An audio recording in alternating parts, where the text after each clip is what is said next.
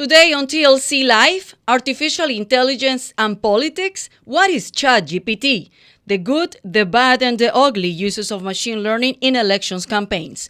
Joining us on this trendy topic, Ernesto Verdugo, international speaker and author of the AI Whispers Code, and Dr. Carlos Monroy, assistant professor, University of St. Thomas, whose research included data and text mining, machine learning, and data science.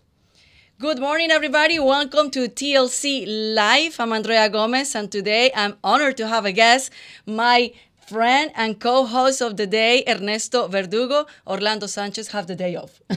Yeah, I'm happy to fill in. I'm very excited about this conversation because it's really hot.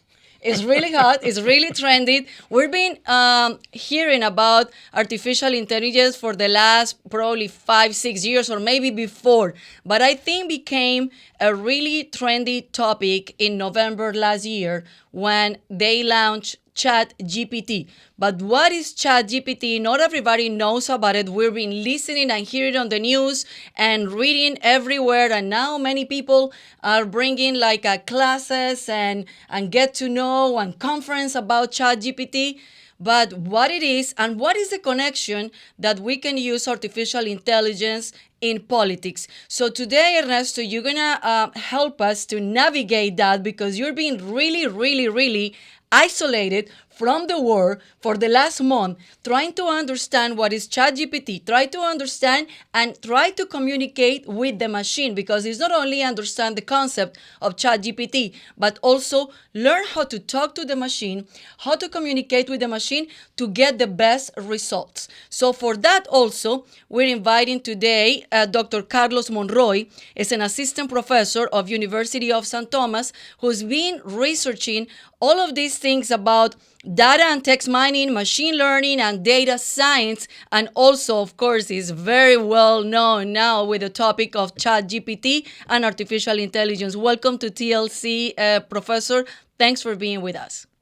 Thank you, Andrea. It's a pleasure to be here. Thank you, Ernesto. Great meeting you for the first time. I'm really excited to talk about this, as Ernesto was saying, really hot topic, very interesting.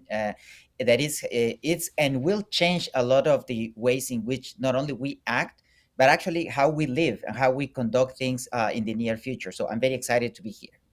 Absolutely. So we have the United Nations here, Colombia, Mexico, Guatemala, and Guatemala. we're going to talk about your background, Professor. That is very interesting, getting to know you too. So, Ernesto, let's start with you. We've been talking about this at the beginning of the year, Chat GPT, and you start saying, okay, this is going to change, like the professor says, the way that we live, we act, we interact, and we communicate. And in the future, the way that we're going to professional perform. So tell us about it. Well, I mean, I think this is a technology that is going to affect more our lifestyle than anything else in our entire lifetime. November 30th, 2022, when ChatGPT was actually released to the public, it was a date that everybody will remember. At least everybody which has been involved into these artificial intelligence things. Basically, ChatGPT, it's a module where you can actually have interaction with a machine, like with human language. I mean, in the past you had to have a programmer, you need to be a coder in order to be able to get the computer to do what you want.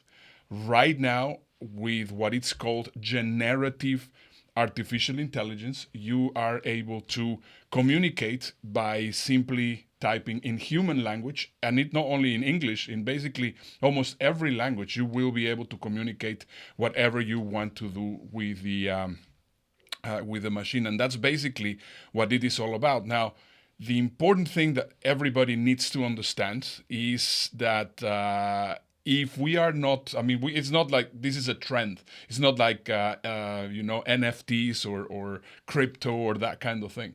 Right now, the most important minds in tech in the world, I'm talking about the Bill Gates, I'm talking about the Sergey Brin and Larry Page from Google, I'm talking about Jeff Bezos. Everybody's involved into this, and they are investing their fortunes on it.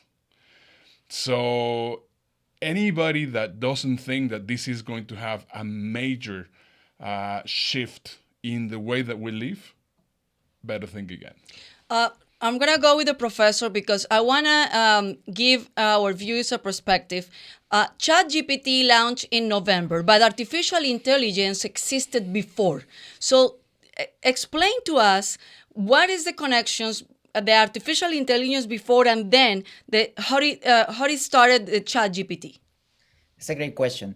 So the fundamentals of artificial intelligence actually goes back to the 50s. So in the 1950s, there were some research conducted about how the brain works, try to understand how we create different mindsets, how we understand things, and how we speak, for example. But back then, there were two main problems. Number one was that there was not enough data in order to understand how this process is working in a brain. And second, there was not enough computing power, meaning we didn't have super powerful computers in order to model these activities and these behaviors. But the fundamentals were established back in the 50s. As technology started evolving and computers became more powerful and there were more data being generated, especially with the introduction of the internet, then those two limitations were overcome. So the companies start seeing the potential of using this data in order to build models. And what a model really is to do a representation about something. And they start seeing, okay, how is that we learn as human? So we as humans, we learn by experience. And the way actually that happens is that you start seeing things, and as you become more familiar with certain things, your way of learning about them improves. So, for example, a child, as a child start walking, at the beginning maybe it's gonna fall, but eventually it's gonna walk.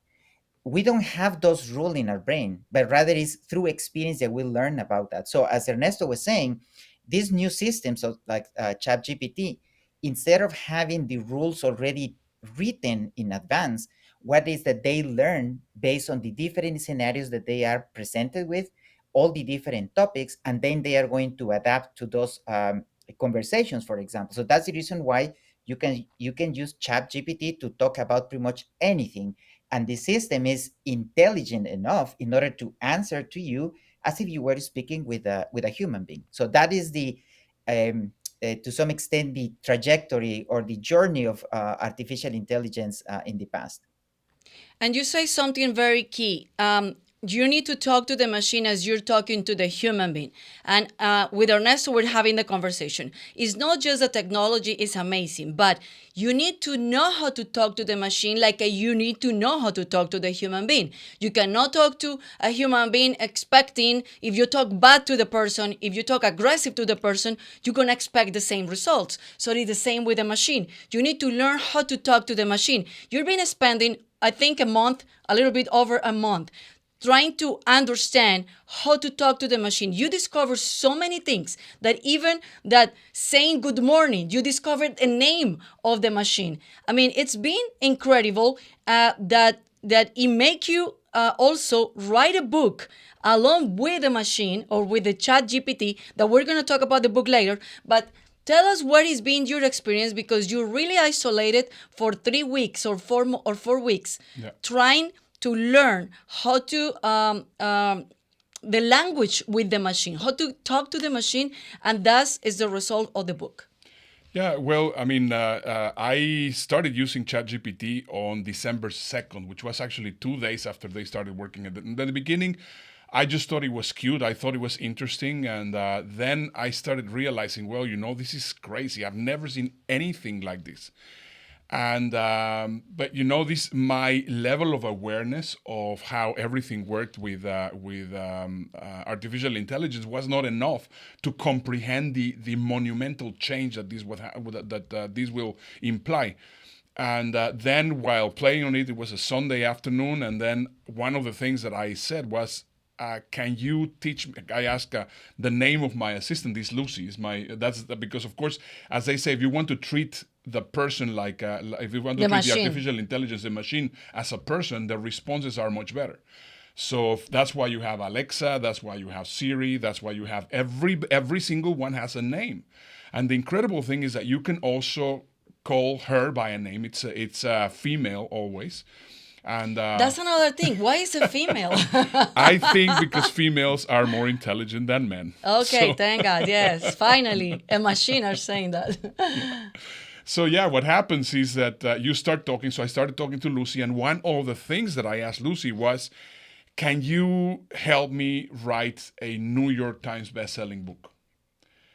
And she said, "Sure, absolutely, not a problem." So she started actually telling me, "Well, if you actually see all the different New York Times best-selling books, these are the things which are in common, and this is the kind of book that you need to write, and you need to write a novel."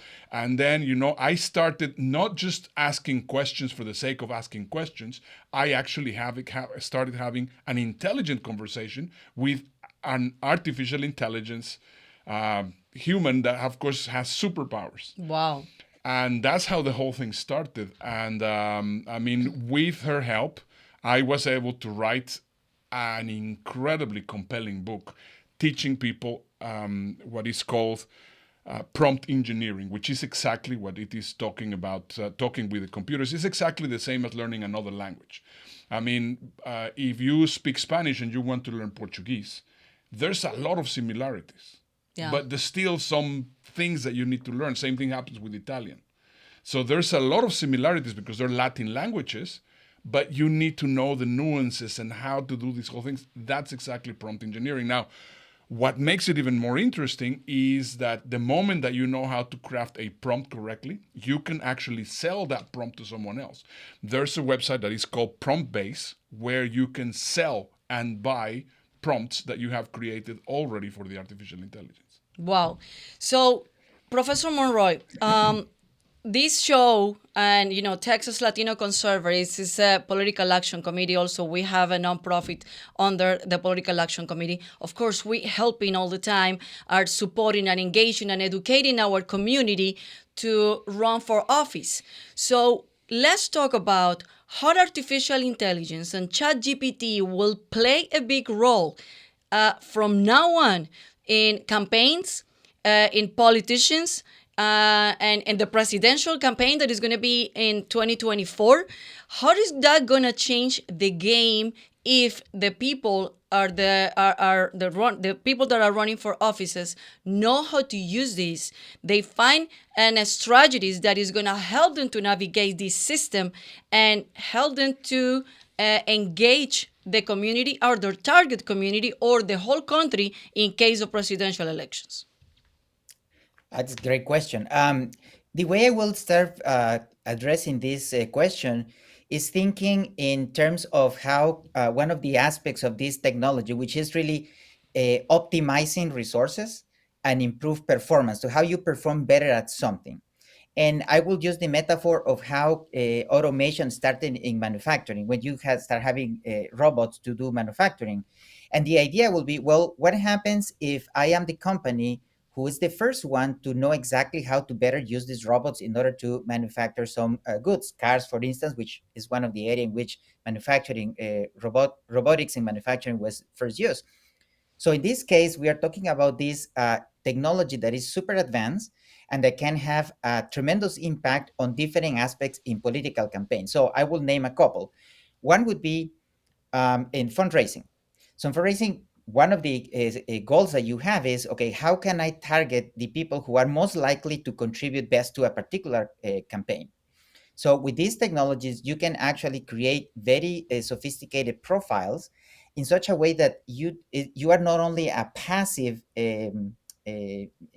entity in this process, but rather you're actually interacting with this system to telling you, for instance, how to craft better campaigns, because you are trying to again optimize the possible contributions of these your potential voters in this campaign. So fundraising is one.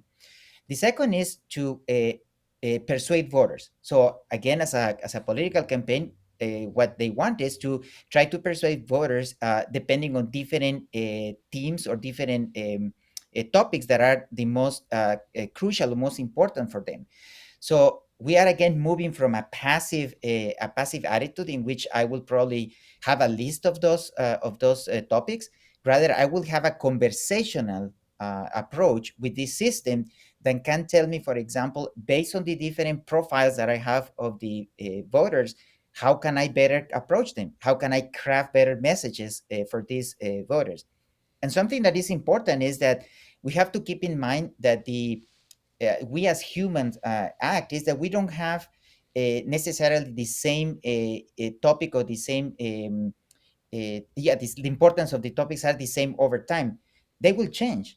So this system can also help us to how to adapt those messages to better target people depending on how our interests are changing, how we rank or how we come across different topics that eventually are more important than others.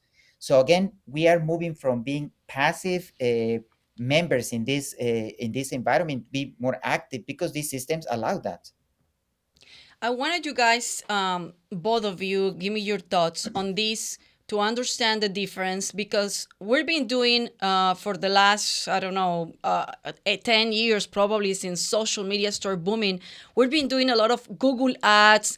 We've been doing a lot of geofence ads, meaning that we're like looking for a specific target and a specific audience, following their behaviors, things like that. What is the difference between that and the artificial intelligence that we're seeing these days and with also with Chat GPT that the campaigns can utilize?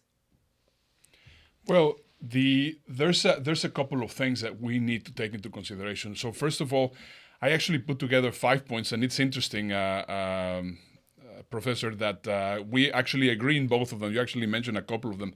So the first one is the prediction. I mean, you can be incredibly accurate predicting what's going to happen because what you do is you take all the data points, every single thing that you can think of, you can put them there and you can predict very well what is the sentiment, which you cannot do with Google Ads. That's one of the big keys. So if you take all this information and then you put it into the machine learning, then what will happen is oh my goodness, these are the things which are pressing my prospective voters, and then what's going to happen is your message will be a lot more accurate. I am so much to say that right now, especially the presidential campaigns coming up, whoever gets on their team, because I know that possibly it's not going to be the candidate themselves, but whoever gets on their Under the team, strategic on the team. strategic team, somebody that harnesses the power of artificial intelligence, that's going to be the next president. Your thoughts, Professor? I agree with that with that point. And we have to keep in mind that the use of technology and especially big data and analytics in political campaigns is not actually new.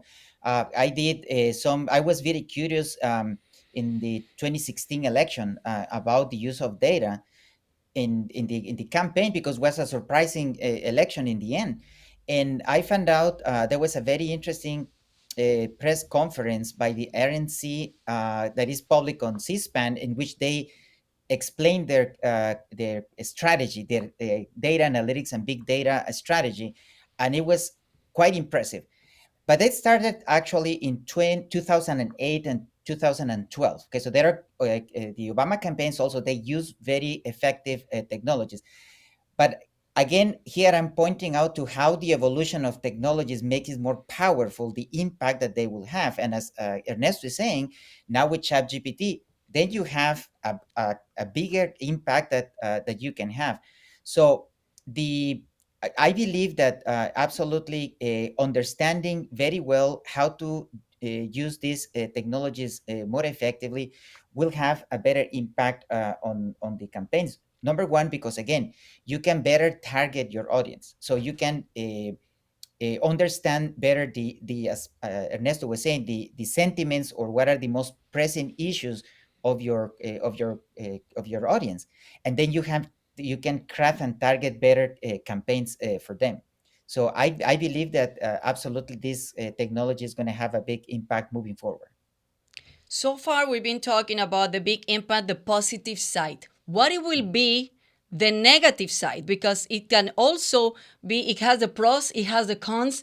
And, we always say, if this world we use all the skills and all the power and all the technology in a good way, we will be in la la land, in everything beautiful. Unfortunately, it's not like that. Yeah. So what will be the cons on this technology? And I want you guys both give me the thoughts.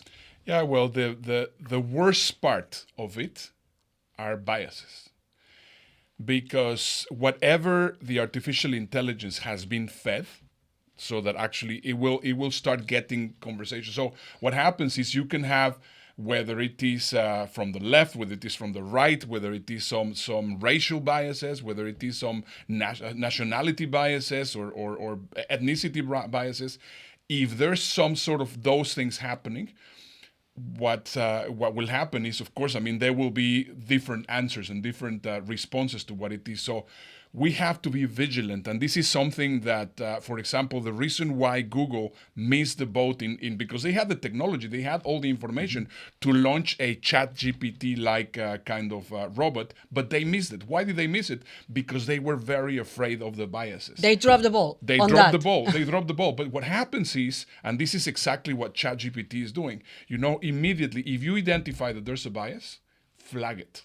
Flag it immediately, because of course they're trying to keep all the biases completely as neutral as they possibly can, which of course is very good, because of course you want to make sure that this is one of the things that I really like about this, that everybody's saying, doesn't matter who it is, whether it is Tim Cook, whether it is Bill Gates, whoever it is, let's use this technology for the good of humanity. Yeah. And that is what I think is very, very nice about it. Professor?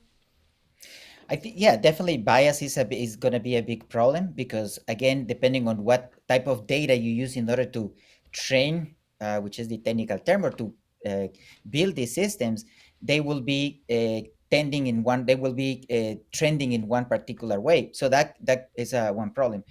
I think that there is also a much deeper issue here, and is the way in which we as humans uh, live, and exactly how we think, what is the behavior and our processes. So for example, if in the past, in order to write, for example, a book, or write an article, a scientific article, in fact, there has been some discussions in a very important scientific journal about the fact that maybe I can use ChatGPT to write my scientific article. So two things here. Number one is that plagiarism? Is that in some way in which I'm actually cheating the system? But on the other hand, is limiting my human, uh, could hinder my human abilities in order to think and to craft an idea. On the other hand, on the positive side, it could also help me as a tool in order to improve my idea.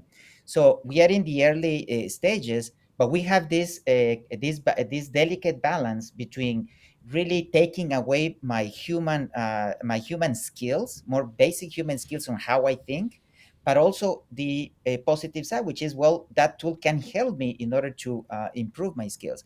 So I think that is something that people are concerned about the potential negative impacts of these technologies, and it's there to see, because again, it's a extremely recent technology, so we don't know exactly where we are gonna end with this.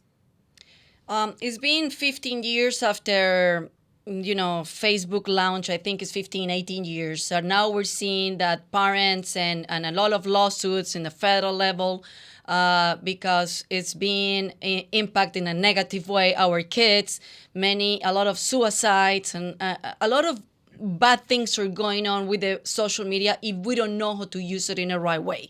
And with teenagers, it's so difficult to manage. And now, every time we're seeing kids younger and younger to use on social media. So now we're seeing the legislatures and the Congress people and the federal level trying to figure it out how to put a law on this, how to put a legislation on this, how put and stop on this, which is very difficult also. how do we see this in also artificial intelligence, Chat GPT, this system that now Google also came up with something similar, and now we're seeing more platforms coming out with something similar. So, give us an insight of how do you guys visualize this? Well, let's just try to put things into perspective. I mean, I have a slide. So hopefully, it will be showing here on screen in a moment, where you can see the growth of how it's going to go from the very beginning, which is right now, until all the way to 2030. 2031. Yeah, we have it And here yeah, in the, so in we the have it screen. here. So if you can see there, it's just basically going to go exponentially. Now, the important thing about this, what you need to understand, is that until today, they were basically four or five players in the arena of technology. So we had the Googles of the world, we had the Amazons, we had the Facebooks, and that was basically the whole thing. Those were the guys that were handling everything. Right now, the playing field has been completely leveled. So right now, what it means is that every single person has the opportunity to start stacking technologies on top of each other. So it's not only knowing how to use ChatGPT, but you can use ChatGPT into putting into a video editor. You can put it into whatever it is. And that is the importance of getting to understand that this is a horizontal growth instead of a vertical growth, as Tim Cook from Apple was actually saying. And this, instead of actually going into one direction, there's going to be two people, which are going to be four people, which are going to be taking care of the entire world. What's going on is they are completely open to every single thing that there is. So, in my eyes, what needs to happen is we should not be afraid of being plagiarism or all these things happening. There's a lot of questions. That is what's going to happen with the legislation, what's going to be happening with all the different things which are hitting the entire world with all these new things from artificial intelligence.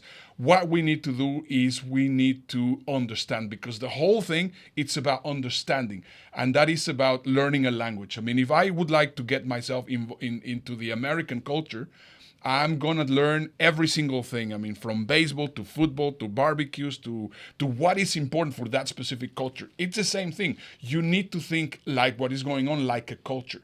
It should not be, stopped. Don't do it in the don't stop doing it in the schools or whatever. It has to be encouraged, because once again, all the kids which are entering right now into college, for example, 4 or 5 years from now, those jobs are not going to be there.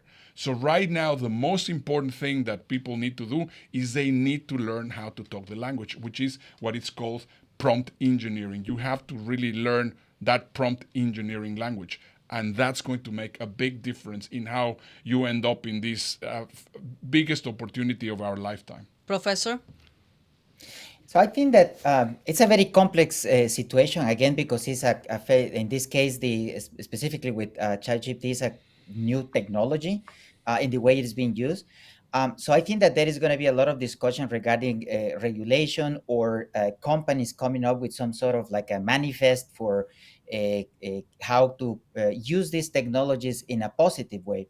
Because again, specifically this one is very, I think that is going to shift the way in which we actually live.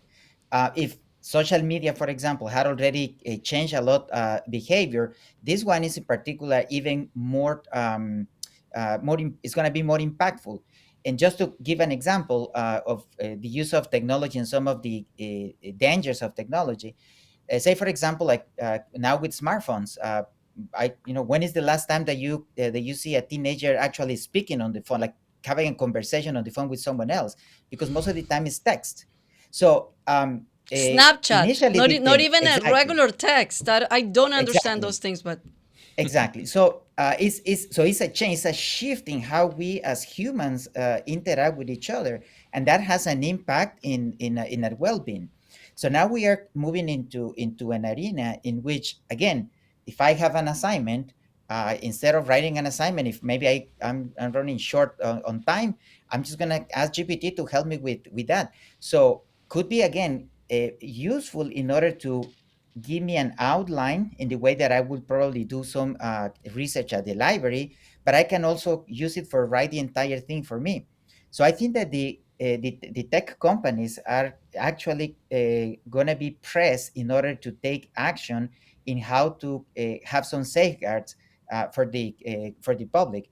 Legislatures, the same thing, and the public. I think that there is going to be some people interested as stakeholders in order to raise some concerns about this. So again, it's what is going to happen is really hard to predict at this point. But I think that there has to be some way of balancing the good things about this technology and the some of the potential dangers at the same time.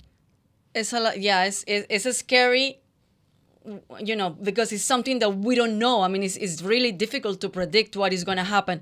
Let's talk about education, that this is very important because not only, I mean, your son, we were talking about your son is going to start college in fall 2024. My kids, I have twins, they're going to start college 2023.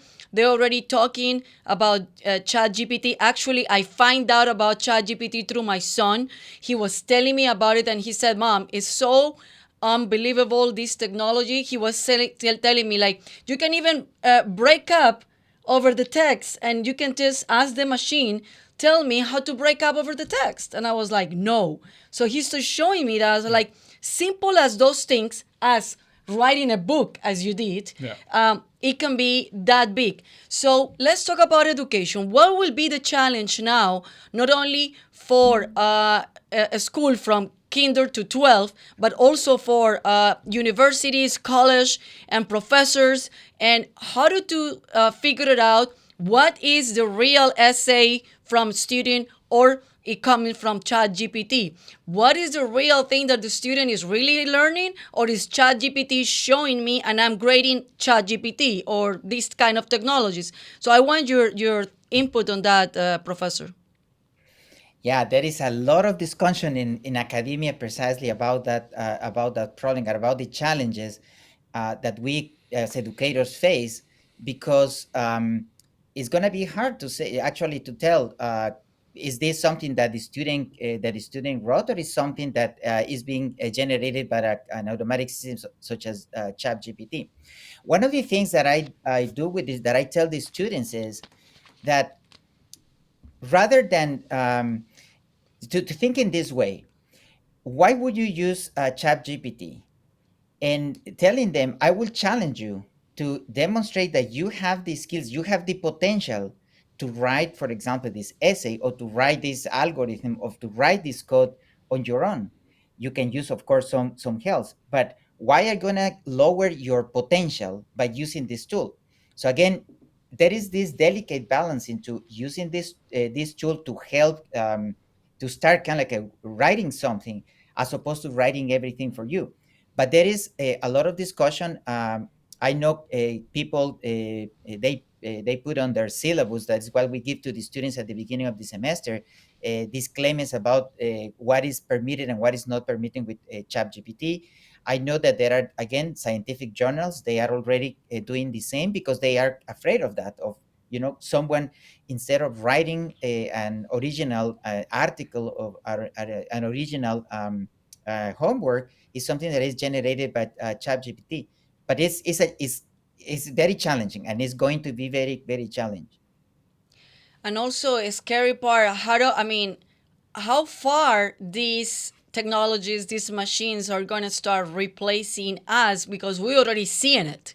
We already seeing it, a lot of layoffs and a lot of changing of the industries.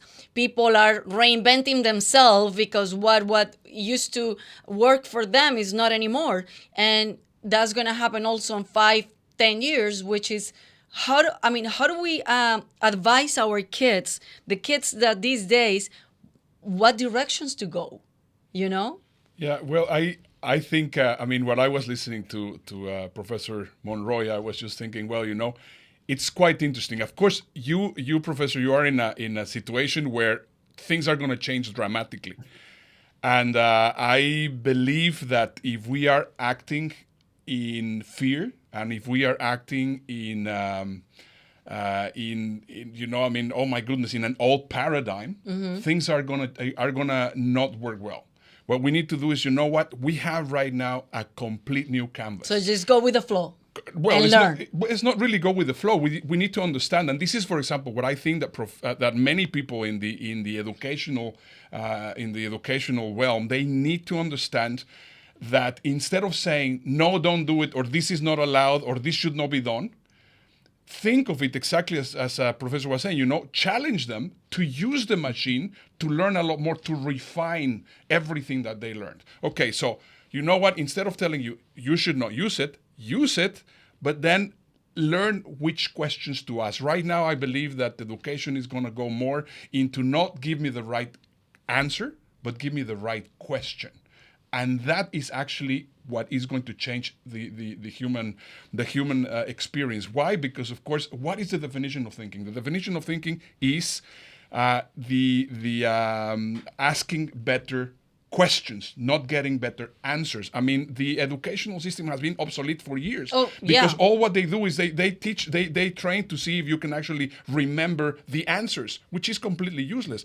Right now, this is exactly what, for me, I was incredibly excited when I was doing this story of the book, because I could have also said, well, write an essay for me. Yeah. No, what I did is I started asking questions. Can you tell me how to write a New York Times best-selling book? What are the books that actually sell the most? What is the best title? What is this? What is that? And everything. It's everything. So what happened was I started working in conjunction with Lucy, which is my assistant. I repeat again. And she started giving me every single thing that I needed. And if you see the book itself, it's just incredible, because it was just basically crafted after a formula that I would have never known. But that's the whole thing. We should not be afraid of, okay, give me the answer. No. What questions can we ask so that we can actually grow and increase the power of our mind? And that is the big question. So I think that the curriculums will need to start changing in all levels, in elementary, middle school, high school, and college, because it's been, as you say, obsolete for many, many, many years. They haven't improved. And it's going to be a lot of challenge for also educators, professors, and not everybody is Professor Monroy that is in this arena, in this field. So the challenge that we're going to be seeing coming up, they're big.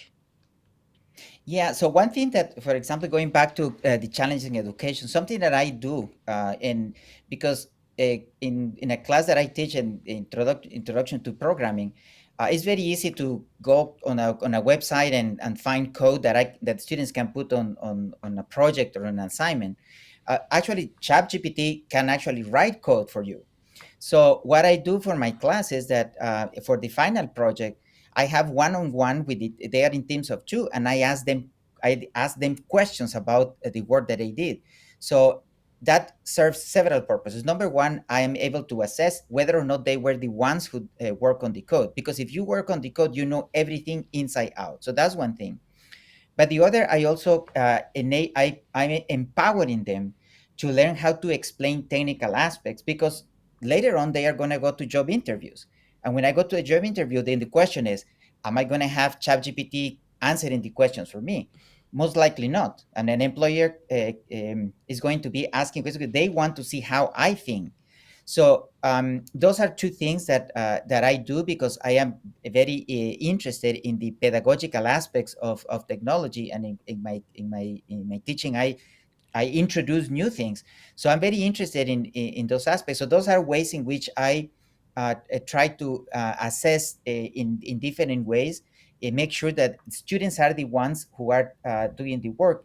And again, I go back to what Ernesto was saying, because at the end of the day, what I want for them is to think that, and challenge them to say that yes, they are capable of doing things that perhaps initially they found that they were difficult, but they are capable of doing that, and they should be able to do that. And perhaps these technologies are could be tools that are going to empower them also, and help them in order to be more productive and better at what they do. Well, let's the call to action, as I always said at the end of the shows. Uh, I want to start with you, Ernesto. Tell us about the book. How do we can find the book? Is going to be only online? Is going to be in a hardcover? How is going to happen? Well, it's gonna be both. Right now, you can go to aiwhispering.com, and basically, once again, if you possibly remember the movie The Horse Whisperer, which is that you know that you're if you think about it, what you're doing is you're taming a beast. That's exactly what the whole thing is all about. And yes, I mean, my whole idea is to incorporate every single thing that I know about training and education and uh, every single thing, put it together. And actually, it was something that I did together With Lucy? with Lucy. Correct. So I said, well, let's come up with a term where we're gonna mix artificial intelligence, neuro linguistic programming, every single thing that it could be, and let's make something that could be easy for people to read and understand how the whole thing works. And it came up with the idea of calling this whole system generative fantasy. So everything is a novel. It's a story like in The Alchemist or like in the books from Ogmandino that they tell you, well, this is what's going on, and you follow the story, and while you're following the story, you're learning. And my hope, once again, with the idea of helping as much people as possible understand the positivity, also the dangers, but I want to stay always in the positive instead of actually going there in the negative. So yeah, I would encourage everybody, including you, to become an AI whisperer, which is a very nice term of calling a prompt engineer. I believe, talking about education, I believe that, for example, right now, prompt engineers are going to be one of the hottest careers coming up. I was looking just before I came to the studio. I saw right now already an advertising on the newspaper, basically saying looking for prompt engineers. You know how much is this asking price for prompt engineers? 350,000 a year. Oh, wow. So I tell you, this is big. And So hot. people can find your book and on that Yeah, website. AI whispering. It's on the screen. They download the book. Yeah, right now it's a downloadable. Very soon it's going to be in Amazon. Then it's going to go to, it's going to be available also in print on demand. And I mean, it's great. Right now it's also going to be in Spanish. I just got Editorial Porrua, which is one of the biggest editorials in Mexico, told me that they want to get it printed. So I'm very excited. So we're gonna send one link to Professor Monroy to read the book. We want your Thank you, Andrea. thoughts about the book. I would love to absolutely. So, Professor Monroy, give us your message with all this technology and everything that is going on with artificial intelligence and Chat GPT. So I think I agree with what Ernesto is saying about that. Not be fearful. Don't fear the technology, but being cautious. So we have to be cautious about it and to learn the good things. That again, we can use that as a tool, as any tool or instrument that we humans use. We can use it for good, or we can use it for not good things. Um, but we have to be cautious again, embrace the positive things of these technologies. Absolutely, we were talking about bias. I'm biased because I am the computer science field, but absolutely, there are certain areas that are going to grow in terms of opportunities, as Ernesto was saying. And I will say I would encourage people to explore these areas, because are going to be in high demand, and as again, like we discussed earlier, are going to impact our lives and are impacting our lives. So being really take an active role in this, in the emergence of this, in the development and implementation and dissemination of these technologies, is very important, because we are going to be impacted one way or the other. But again, don't fear the technology, embrace it, find the good things, but be also cautious at the same time. Profesor Monroy, thank you so much. Muchísimas gracias. Y también necesitamos muchísima información sobre inteligencia artificial en español porque casi no hay. Así que también eso es bien importante, educar a nuestra comunidad de habla hispana, no solamente en los Estados Unidos, pero obviamente en Latinoamérica. Así que muchísimas gracias, profesor Monroy, por su tiempo y por supuesto lo vamos a volver a invitar aquí a TLC Live. Encantado, muchas gracias Andrea por esta oportunidad y disponible cuando haya esa posibilidad. Ernesto, también encantado y felicitaciones por el libro. Estoy a la espera, a la espera de poderlo adquirir y leerlo. Te vamos a mandar, Ernesto se va a encargar de mandarte una copia. Muchísimas gracias, Gracias por la profesor invitación. Monroy. Muchísimas gracias también a la Universidad de San Tomás. Well, Ernesto, thank you so much. That was an amazing, interesting show. We've been learning. I mean, we can talk about this all day long. Absolutely. It's a lot of things that is going on. And also, we're going to keep hearing about this as everybody start getting to know this. I was reading that Chat GPT in 5 days got 1 million subscribers when it took that 1 million subscribers 3 years to Netflix to get 1 million subscribers. So that's what it says, how big this is going on. And that was only 5 days when they launched. I don't imagine how many millions. 120, right? 120 millions? 120 million. That is unbelievable. And this is going to be just to stay. I mean, this is not going nowhere.